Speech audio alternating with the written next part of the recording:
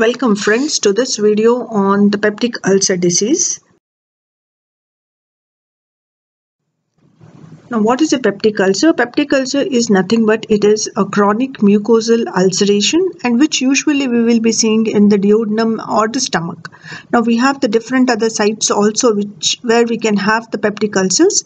So different sites are the esophagus, where the ulceration can be because of the reflux of the gastric acid, and the gastric ulcers which we see usually at the lesser curvature at the junction of the body and the antrum. And the third is the duodenum. We see most commonly in the proximal part of the duodenum. The first part of the duodenum we see. The other sides are in the Meckel's diverticulum, where we have the ectopic gastric mucosa. So this ectopic gastric mucosa, it produces the acid, and that acid is responsible for the formation of the peptic ulcers. And we also see the peptic ulcers where we have the surgical anastomosis. Like if we have a gastrectomy where the intestine is anastomosed with the stomach, there at the sites of the anastomosis we can have this peptic ulcers. So these are the different sites, but out of these different sites, duodenum and the stomach are the most common sites for the development of the peptic ulcers. Now before going into the mechanism, the normal mechanism what we have in the stomach is we have both the damaging agents like the acid and the pepsin, but this is counteracted by our mucosal defense mechanism. Like mucosal defense is nothing but we have a surface mucus layer which is rich in the bicarbonate, and then we have the epithelial cell integrity. The epithelial cells, they have very tight junctions which prevents the backflow of the acid. So all these things, they form the mucosal defense. So they both are in the balance, so we don't have any mucosal injury normally. So what happens in the peptic ulcers is, usually we have a different mechanism for the stomach and the duodenum. The most common mechanism for the development of peptic ulcers in the stomach is altered mucosal defense mechanism, whereas in the duodenum it is because of the increased acid production. So this is the difference in the mechanism of the stomach and the duodenum. Now as I told you, we'll see the two different peptic ulcers, gastric peptic ulcer and duodenal peptic ulcer will study separately. So as I told you, the gastric peptic ulcer is mainly because of decreased mucosal defense mechanism. In these patients we have normal acid production or pepsin production. Sometimes the patient even may have the low acid production also. So what happens is, when there is a decreased mucosal defense, even the normal acid can damage the mucosa. So what are the etiological factors for this peptic ulcers? So first and the foremost is colonization of the antrum by the H. pylori. So if you remember the pathogenesis, what I told you in the chronic gastritis, H. pylori causes damage to the mucosal epithelium by the toxins what it produces, and also the epithelium which is affected by this, it decreases the production of the mucin. So both the things, we have the mucus which is produced, it will be reduced. So mucosal defense mechanism is weakened here. So we have an inflammatory reaction because of this H. pylori, and then we have the ulceration. This is the commonest cause for it. The next is the NSAIDs. The NSAID drugs which we use, actually they suppress the prostaglandin synthesis. They inhibit the cyclooxygenase dependent prostaglandin synthesis, and if you remember, the prostaglandin is very essential for the synthesis of the mucus and the bicarbonate by the epithelial cells, and also for the maintenance of the circulation in the mucosa. So because the prostaglandin synthesis is reduced, the production of the mucus and the bicarbonate is reduced, and even the blood supply is also affected. So again here the mucosal defense mechanism is affected. The next one is the duodenal gastric reflex. Now this duodenal gastric reflex, it will damage the mucus lining epithelium in the stomach. Then in conditions like Zollinger-Ellison syndrome, this is a condition where we have gastrin producing tumors. So these gastrin producing tumors will be producing lots of the gastrin, and this gastrin will stimulate the parietal cells to produce the acid. So that acid will cause damage to the mucosa. So actually in this condition, Zollinger-Ellison syndrome, we have both gastric and the duodenal ulcers. Then the genetic factors is the patients who have the blood group O, actually they are more prone for the development of the gastric peptic ulcers. And the stress conditions, in the stress conditions also we have increased vagal stimulation, so that also causes increased gastric acid production that can cause damage to the mucosa. So all these are the factors which can produce the gastric peptic ulcers. Now what are the clinical features? So the patient will have episodic gastric pain, and another thing is his pain will be aggravated by the meals or the alcohol. What happens is whenever the patient takes the food, there is stimulation in the stomach to produce the acid.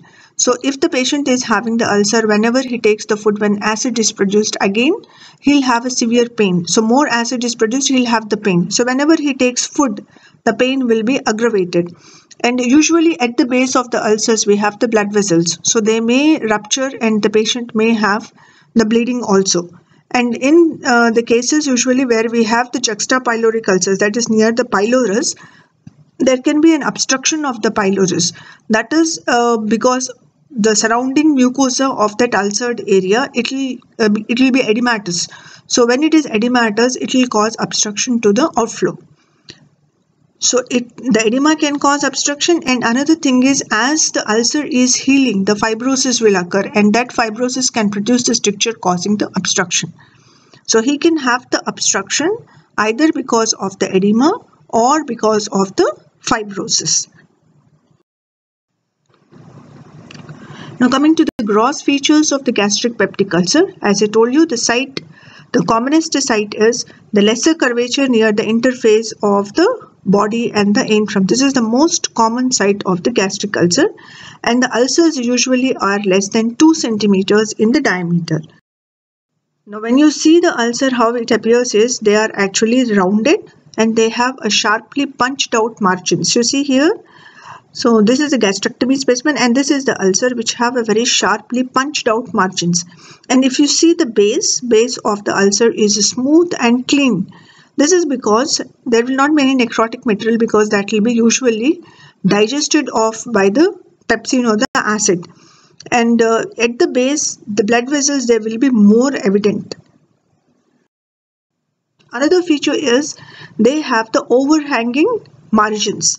If you see the margins, they are overhanging over the ulcer. This is and another feature is the gastric mucosal folds, they will be radiating from the margins of the ulcer. Now this is different from the heaped up margins what we see in the malignant gastric ulcer. You have to remember, in the gastric peptic ulcers, from the margins, the gastric mucosal folds, they appear as if they are radiating out. So this is the ulcer and you are seeing how they are radiating out. So that is the gross features. So when you are describing the gross features, you should know what is the shape of the ulcer, what is the size. So you have usually rounded ulcers with punched out margins, and then you have to describe the base, which is very clean in this, and the margins you have to describe. You have an overhanging margins, and the adjacent mucosal folds, they are radiating from the margin of the ulcer. Now if the ulcer is present at the high on the lesser curvature, not near the antrum but somewhat at a higher place in the lesser curvature, as it heals, it produces the fibrosis. So you have a constriction. So this one, it produces an appearance as if it is an hourglass.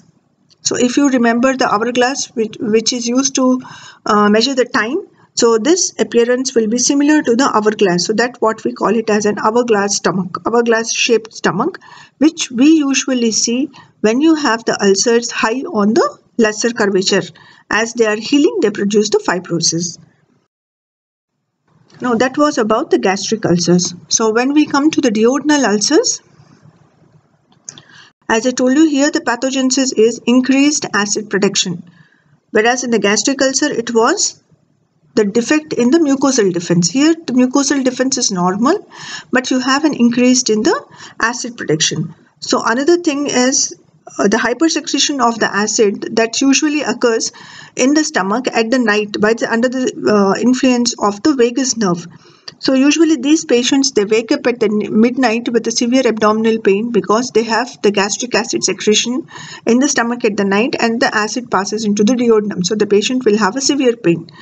And another cause is rapid emptying of the stomach. Usually the acid should mix up with the contents of the stomach and then it will get diluted. But if there is a rapid emptying of the stomach, then what happens? Acid is not completely neutralized by the food. So acid passes into the duodenum, causing damage to the duodenal mucosa. And another important cause for it is H. pylori infection.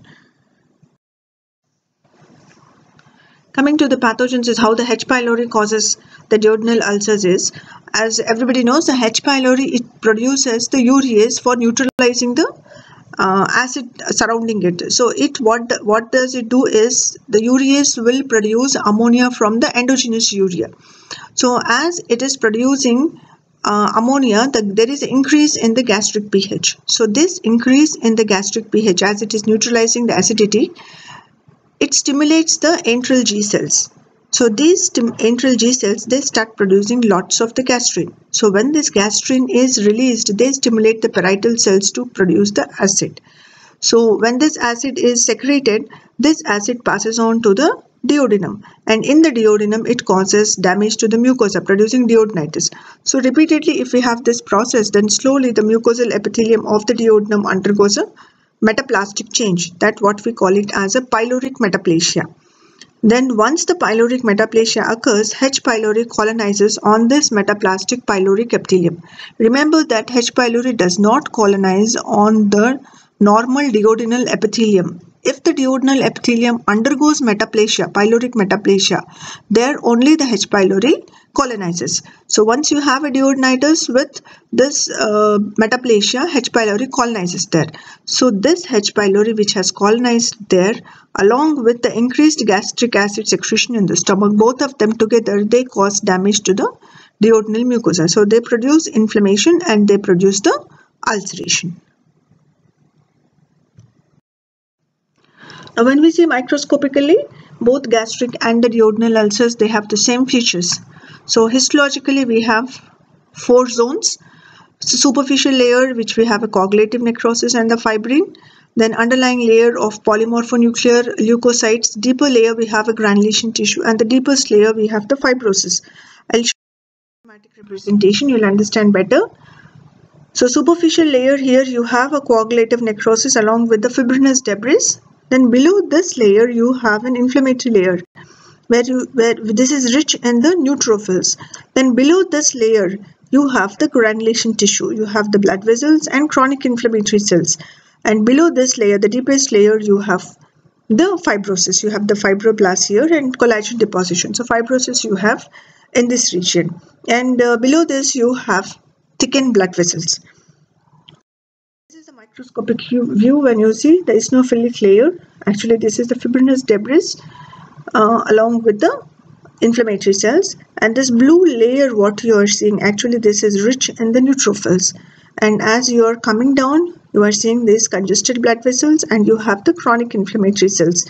And below this one, this is the fibrosis area, and this is one thickened blood vessel what you are seeing here. So we have the 4 zones. Superficial zone of necrotic debris with the fibrinous material, then you have neutrophils, then you have granulation tissue, then you have the fibrosis. Okay, now coming to the clinical presentation. Patient usually will present with the epigastric pain or the aching pain, and there is some difference in the duodenal ulcers and the gastric ulcers. So duodenal ulcers usually, as I told you, the patient will present with the pain food relief pattern. This is because as he takes the food, that will dilute the acid. So the pain will get reduced. So whenever the acid directly passes on into the duodenum, the pain will be more. So when he eats the food, the acid is diluted and the pain will be reduced. So whenever he has the pain, he takes the food and there is a relief. So this pattern typically occurs in the duodenal ulcers, and this is associated with the night pains. This also I told you, this is because of the vagal stimulation. You have increased acid secretion in the midnight. So the patient will get up with the night pain. Then when we see the gastric ulcers, here we have typical food pain pattern. So when he takes the food, the pain is aggravated because as he takes the food, the acid is produced. So that acid will increase the pain. So this is foot pain pattern what we see, and night pain is usually absent in this gastric ulcers. And when we come to the duodenal ulcers, the patient will not have any vomiting and there will not be any loss of weight. Obviously, when he is eating more to reduce his pain, there will not be any loss of weight and he doesn't have any choice of the food.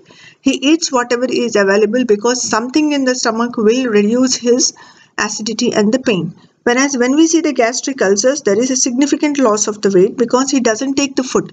As the food itself is causing the pain, he doesn't take the food. So there is a decrease in the weight.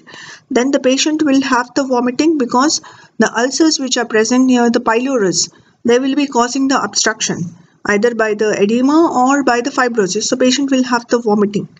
Along with that, the patient will choose the bland diet because when he takes more spicy food, acid production is more. So the pain will be more. So he prefers to take the bland diet. He prefers to take less amount of the food and he prefers to take the bland diet. Now, what are the complications of the peptic ulcer? The most common complication is bleeding. So as I told you, at the base of the ulcers, we have the more prominent blood vessels which have endarteritis obliterans. Now these blood vessels can rupture. So when they rupture, they produce the bleeding. So mostly we see in 15 to 20% of the cases, and this may be life-threatening also, and this can account for 25% of the ulcer deaths.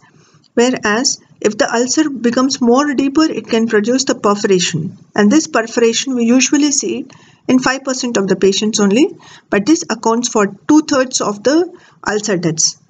Then we see the obstruction. Already I told you obstruction can be because of edema or it can be because of the fibrosis. Usually we see in the 2% of the patients. And malignant transformation usually we see in the gastric ulcers only, that also in less than 1% of the cases. So these four are the complications of the peptic ulcers. We'll have a brief about what is the difference between the duodenal and the gastric ulcers. So incidence is duodenal ulcer is more common when compared to the gastric ulcer. It is 4 times more common than the gastric ulcer. Age also, the duodenal ulcer, it occurs at the younger age, usually 25 to 40 years, whereas the gastric ulcer, it usually occurs beyond the 6th decade. And pathogenesis, as I told you, the mechanism is different. Duodenal ulcer, it is mucosal damage due to hyperacidity, whereas in the gastric ulcer, it is because of the defect in the mucosal defense mechanism. And when we see the site, duodenal ulcer is in the first part of the duodenum, whereas gastric ulcer is at the lesser curvature at the junction of the body and the antrum. Then the gross and the morphology, they are same for both duodenal and the gastric ulcer. Then clinical features, as I told you, here duodenal we have pain food relief pattern, whereas here we have food pain pattern. Night pain is common in the duodenal ulcers. Gastric, it's uncommon. Vomiting we don't see in the duodenal ulcers, whereas in the gastric ulcers vomiting is more common. And melena we see in the duodenal ulcers, whereas hematomasis we see more in the gastric ulcers. There is no loss of weight as the patient eats more, but as the patient reduces his food, there is significant loss of weight in the gastric ulcers. And in the duodenal ulcers, he don't have particular choice of the diet. He eats whatever is available, so he doesn't have particular choice. Whereas in the gastric ulcers, he prefers bland diet when compared to the spicy diet. Then tenderness in the duodenal ulcers we see in the right hypochondrium, whereas in the gastric ulcers we see in the midline of the epigastrium. And malignant transformation usually we don't see in the duodenal ulcers, but 1% of the gastric ulcers undergo the malignant transformation. So this is a difference between the duodenal ulcer and the gastric ulcer. Thank you friends for listening patiently.